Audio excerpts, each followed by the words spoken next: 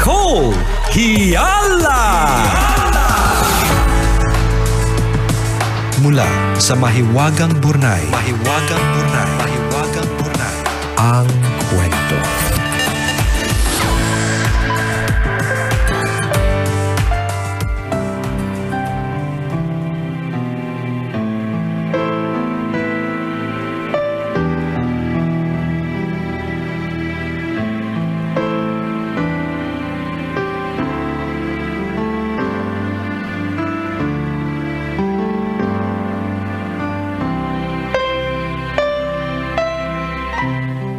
Nicole and Chris.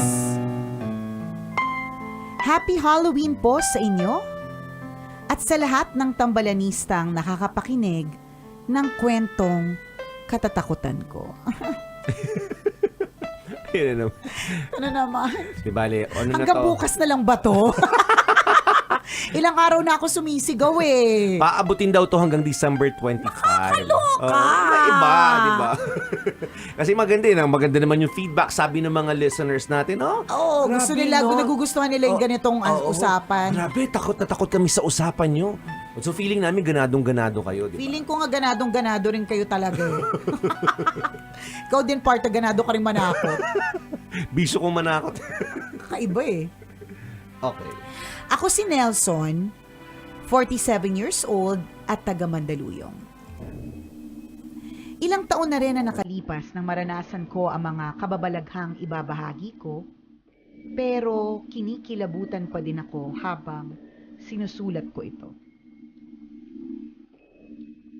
Tambalan, isa akong clairaudient.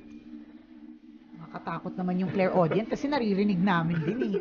Nakakarinig ako ng presensya mula sa kabilang dimensyon, pero madalas, hindi ko naman nakikita. Ay. Napatunayan ko ito nang may makasama akong may third eye. Kung saan ako may naririnig na kakaiba, doon siya may nakikita. Dati akong BPO employee sa 10th floor ng isang lumang building sa kanto ng Ayala Avenue at Makati Avenue. Sana sinabi mo na lang yung building. Para hindi na ako nahirapan sa description at nang naiwasan na rin. Charot! Shifting ang schedule. Isang buwang day shift, isang buwang night shift. Graveyard shift ang gusto namin kasi iilan lang kami at walang manager. 10 p.m. to 6 a.m. ang schedule. Ang problema ko lang sa graveyard shift, ang dami kong nararamdamang presensya, lalo na kapag 3 a.m. Ayokong pumupunta ng CR kasi malayo-layo sa cubicle at ilang segundong lakad din bago marating. Kasi layo-layo Ang layo! Tapos kapag nasa CR na ako, kahit alam kong mag-isa lang ako, may naririnig akong yabag palapit. Paglabas ko, wala namang tao. Minsan naman, may maliliit na boses na biglang nagtatawanan. Madalas, habang nananalamin, parang may nakikita akong dumadaan sa likod ko kahit wala namang tao. Challenging din ang break time kapag graveyard shift. Dalawa kasi ang breaks. 12 a.m. to 1 a.m. Tapos 3 a.m. to 3:30 a.m. Kinakain namin ang baon namin kapag 12 a.m. Yung 3 a.m. break, itinutulog na lang namin. Kaso, tuwing umiidlip ako ng 3 a.m., nagigising ako dahil para may humihila ng pantalon ko. Minsan, manggas ng damit ko. Ay, ayoko matakot kasi may mga kwentong BPO akong alam. Na binababaan din ng pantalon? At saka pati manggas? Yeah. Ay. So, hindi naman pala horror story to. Nagkakahilahan, Oh. gano'n. Ayun na nga, may humihila ng pantalon ko, minsan manggas ng damit ko, o di kaya inuuga yung upuan ko. Ay, narinig ko na yan.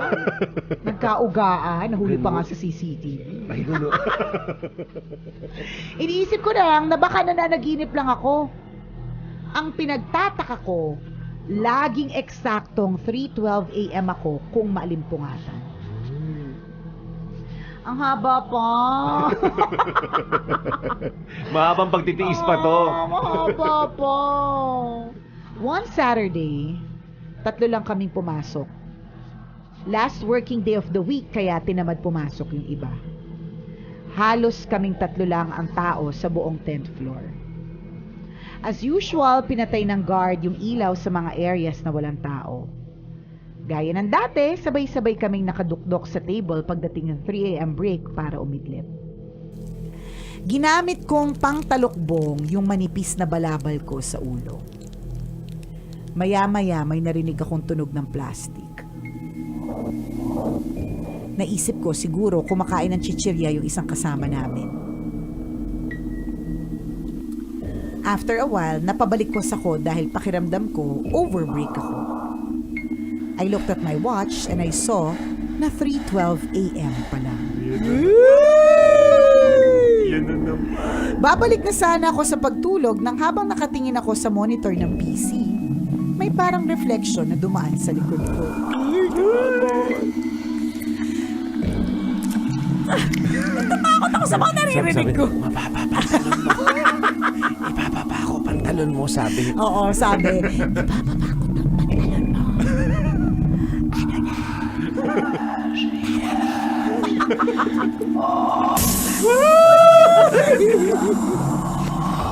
Tumalikod ako pero wala namang tao. Mahimbing din ang tulog ng dalawang kasama ko. Nagtalokbong ulit ako ng balabal at handa nang matulog ulit nang mapansin kong may batang nakatayo sa harap ko. Sa takot! Pag ginagawa nyo nakakatakot yung mga bata. Kaya nga, tsaka di ba yung mga bata, yung mga isa, dalawa, nagbibilang lang naman. Bakit nakakatakot sila? Tatay, gusto ko tinapay. Sa takot, mariin kong ipinikit ang mata ko pero hindi na ako nakatulog ulit. After the break, tumayo ako at nag-stretch. Tinanong ko din yung isang office mate ko kung anong chichirya yung kinain niya. Wala daw siyang baon at hindi din kumain during the short break. Yung isang office mate ko naman, napansin ko na nananahimik habang umiiyak. I asked her why she was crying. Dapat pala hindi na lang kasi bigla siyang napahagulgol. Nang kumalma, sabi niya na overbreak daw siya. Gising na daw siya pero hindi siya makabangon dahil may batang nakadagan sa kanya.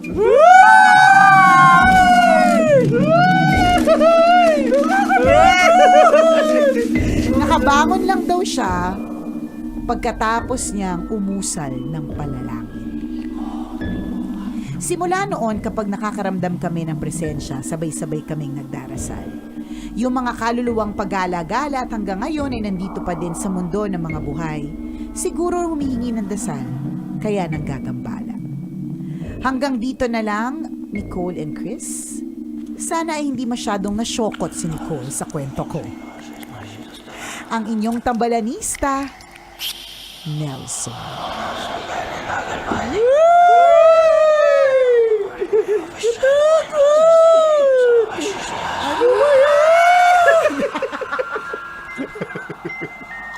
Oh my gosh, nakaka-allergy. Hindi naman masyado natakot si Nicole. Hindi naman. Wala masyadong Wala pakatano. masyadong indikasyon. Charot.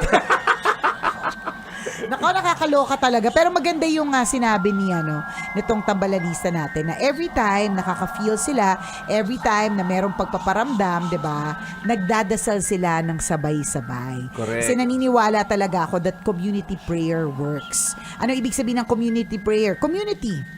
Isang buong Maramihan. community, maramihan, 'di ba? Maramihan na nagdadasal together, 'di ba? Mas malakas yung dasal.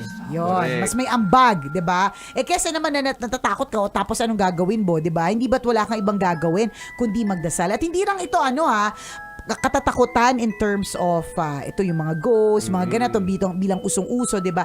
But it's also whenever you feel afraid of something.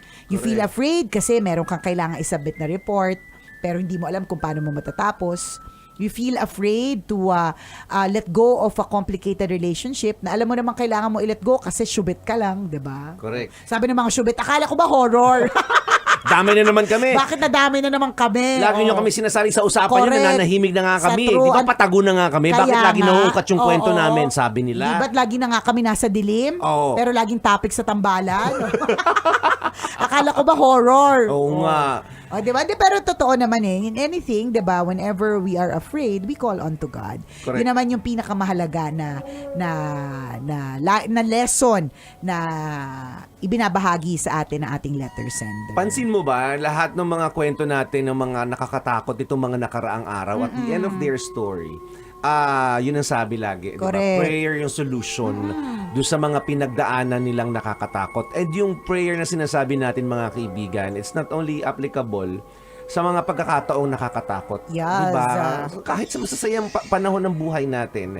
Diba? Every day. Diba? At all times, kailangan nga natin binabanggit ang pangalan ng Correct. Diyos natin. Tama. Diba? Ni Lord. Totoo. Diba? Pasasalamat. Diba? Paghingi ng tulong, paghingi ng guidance, pagtuturo sa atin ng tamang gawin. At hindi So lang sa true. mga panahon na nakakakita ka ng bata sa banyo. Correct. Or nakakakita nakata- ka ng nakakarinig ka ng chichiryang batang kumakain ng chichirya pero wala naman talaga yung bata. Diba? Totoo. Diba? Importantatious yun. We call on to God. Yes. Yan, diba? Pray. Yun, di ba? Tatatagan natin yung prayer. Tapos kung may mga nakakatakot tayong mga napapanood na kinukutsa yung prayer, mas lalo mong tatagan. Kasi Totoo. ganun dun sa buhay Minsan, parang sinusubukan ka, titingnan kung susubukan ka pa talaga ng matindi. Yes. Paalakasan ito. Oo, kung pero syempre, mas malakas yung pananalig natin sa Diyos. kaya Yun nga, yun. 'di ba? So ganun 'yon yung kapag sabi nga daw nila when it rains it pours, 'di ba? Oo. So kapag bubuhos daw yung mga problema minsan, parang feeling mo bakit ganun? Ako lahat ang sumalo, 'di ba? Nung sabi ba ang Diyos ng problema, ang hawak ko ba ay malaking trapal, 'di ba? may hawak ba ako malaking tent, 'di ba? Oo. Nasa loko lahat. May ganung feeling kasi nga tinatry ka talaga ng husto Pero wag mag-alala, 'di ba? Totoo. Wag mag-alala. Ilang beses sinabi yung do not be afraid. 'Di ba? Correct. Sa Bible, sinabi daw 'yan ng yung do not be afraid 365 times, 'di ba? Isipin mo yun, So pagpapaalala na sa 365 days in a year na nire-represent niya yung 365 days in a year, 'di ba? Na pinapaalala sa atin na huwag kang matakot. Na. Tayo natatakot. Di ka natatakot. Don't be afraid. Yun yung mga pangaral natin. Kaya minsan mahirap tayong paniwalaan Kasi yung mga Yung mga payo yung mga payo namin. namin hindi namin talaga sinusunod. Totoo 'yun. Yung mga payo namin hindi namin sinusunod. Ang prayer namin, ang hope lang namin everyday, may mga sumunod, alam mo 'yun, para hindi sila mawala sa tamang landas. Tingnan nyo na lang sa aspetong ganun kami makapagbigay. Yan. Hindi na namin iniisip ng sarili namin. Importante mapabuti kayo. Yun. Kayo ang iniisip namin. Yun ang pinakamahalaga. Ay, nako, nakakaloka. Ayoko na mag-invite dun sa mga tao na mag-send ng stories nila. Ganon, ganado pa nga sila. Iba na Ang dami lang. pa kaya nag-send ng mga horror stories Ayoko nila. na. Tapos na yung October 31. Bukas sige O, di lalo na. hanggang Oo. bukas na lang. Hanggang bukas. November, basta. May deadline sila, ganon. Bibigyan ko na lang kayo ng may taning na po. May taning na. May taning na pong itong pagsisend ng horror story. Oh. Hindi, ganahan nyo. Ay, naku, okay lang yung yan. ganahan. Lahat ng klase ng kwento, yan, welcome. Ay, hindi rin. Diba? O yan, tanong, napanood nyo na po ba yung video? Tama pinost na, partner, yung video ng nanakot tayo sa loob ng gabi ng lagim. Yes! Oo, kaya dun sa mga tambalanista natin, alam nyo pa, nakakalure kayo aming naging experience. Dapat yan yung suot mo nung pumunta tayo ng Star City, tapos nanakot ka. Oo nga, Tapos bigla ka nahati, ganon. kasi sabi nung nagme-makeup sa atin ng nakakatakot, sabi niya, Oo. magsuot daw ng damit na pwede nang itapon. Pagkatapos kasi daw, masyado daw yung makeup na gagamitin kapag ka nahulog sa damit, posibleng hindi na mabura. Oo. Gusto ko tong damit na to, tapos di hindi na ba mabubura. tinapon lang yan, pinulot mo lang naman. Huwag ka nga maingay. Ito naman, ingat na ingat pa. Ito Kala mo naman- naman binili. Ito- Hindi mo naman binili yan. Ito naman, sikreto na nga, binubunyag pa. Huwag ka nga maingay. Hindi naman talaga sa'yo yan. Tumigil ka Sa nga. manananggal talaga yan, hiningi mo lang. Sabi ko, Huwag- gagamitin ko sa Halloween. Huwag kang ngang magulo. Nag-usap na kami. Usapan namin ng manananggal yun. Nakakaloka. Panoorin Oo, niyo po panoorin yun. niyo po yun kasi ewan ko, nakakatakot na nakakatawa. May mga natakot sa amin in fair. Nakakatawa doon si partner kasi nasa isang area lang kami. So malalaman ko na nandyan na yung mga tinatakot kasi si partner naririnig ko na siya. Tapos yung mga sumunod na batch, hindi na siya sumisigaw. Masakit din ang lamunan ko. Sabi ko, nakakapaos palang manakot. Totoo. Kasi sigaw ka lang sigaw eh. Correct. Tapos minsan makikisabay ka rin sa tili nila para mas madagdagan pa yung tili. Oo, totoo. Meron, basta panoodin niyo po yun. It was a fun experience. Natuwa naman ako dun sa Ay, wag kasi Nicole na yun. sumuot sa loob ng purgatorio. Oh. Pinanindigan niya correct, nakatakot. buti nga ano eh. Buti nga nakalabas pa Buti siya. nga nakalabas ako eh. Sabi daw kasi yung mga mabubusila kang kalooban, makakalabas pa daw.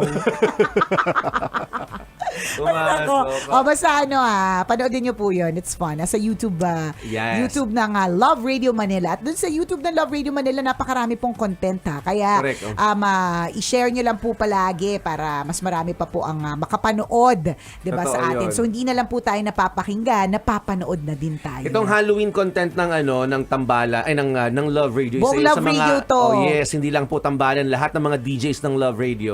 Isa ito sa mga unforgettable Yes. experiences. Correct. Ng natin as a Tama. DJ. Yung manakot. Kasi Oo. normally di ako nagpapamakeup na nakakatakot eh. Kung magpapamakeup na nakakatakot, kasi sasali ako sa contest, gusto ko manalo. 'Di ba? Pero Oo. yung magaganon ako para for the purpose of mananakot ako ng ibang tao. Oh, diba? First time ito. Correct. Yan. Dadali na namin ang kwentong ito hanggang sa ano, sa di ba? magtumanda kami na anak, Correct. dati kami nananakot sa sa Star City. Kahit isang beses lang naman, ilang minuto lang naman, kumakabida. Yan Diba? tayo eh. Kumakabida pero sa totoo lang, 15 minutes lang kami doon. Ay, nakakalurke. O siya, salamat mga kabisya sa pagtutok sa amin ngayong araw na ito. Sana hindi po kayo matakot. Ay nako, madaming takot pala today, Judith. Oo nga, naku, ano Judith, ba yan? ano ba yan? Don't be Nakasabi- afraid. Don't be afraid. Magsipag ka lang, may papambayad ka din dyan. Correct. Ha? Exit na po kami. Muli ako po si Nicole Yala. At ako naman si Chris Chuper. Na nagpapaalala, Walang matatag na relasyon sa malanding na determinasyon. Yun!